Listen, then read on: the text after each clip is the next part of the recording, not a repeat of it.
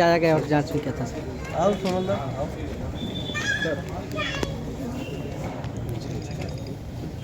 ये डुमरा थाना अंतर्गत मिर्चिक गाँव है ना, मिर्चैया।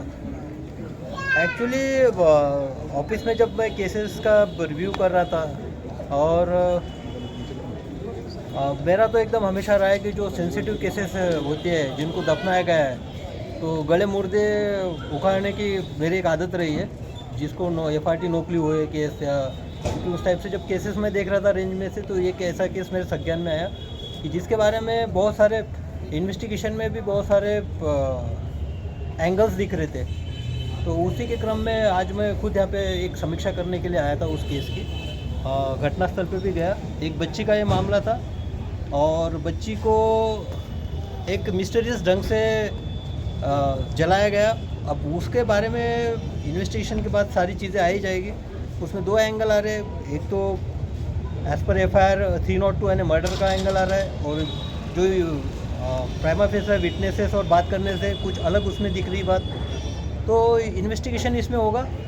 हालांकि जो काम की व्याप्ति है मेरे पास बहुत ज़्यादा होती है, तो पर्सनली तो मैं इसको यहाँ आके देख नहीं पाऊँगा, इसलिए मैं मॉनिटर करूँगा ज़रूर इस केस को। इसलिए यहाँ पे एक SIT बनाई गई है। तो SIT में जो मेंबर्स के नाम मैं दे दूँगा आपको। उसमें मनोज है, स्पेशली सोनल जो है SDPO बेलसंड थाना प्रभारी और महिला थानाध्यक्ष जो है वो इसमें आयोग के तौर पे देखेगी।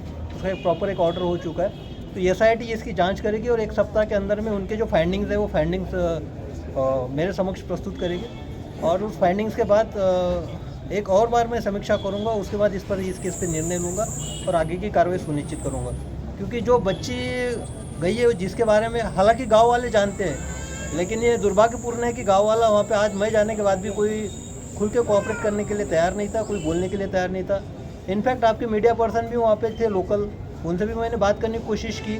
हालांकि उनके हाव भाव से तो पता था कि उनको भी पता है कि एग्जैक्टली घटना हुई क्या है, लेकिन उनका भी रवैया थोड़ा दुर्भाग्यवश बोलना पड़ेगा कि उस टाइप से नहीं था।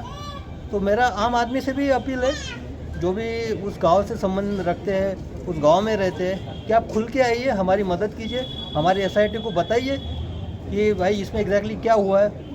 हाँ, अगर आपको किसी को रिवॉर्ड की बात है तो मैं मेरे तौर से मैं इंश्योर करता हूँ कि अगर सही सूचना देता है तो उसको 25,000 मैं पर्सनली मेरे तौर से दूंगा इस घटना के बारे में, अगर सच्चाई वो बताता है तो। और उसका नाम भी हम गोपनीय रखेंगे।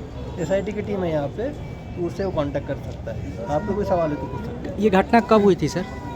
घटना ये घटना भी इम्पोर्टेंट है कि मैं उस वक्त नहीं था यहाँ पे। मैं तो अभी जनवरी में चार्ज लिया।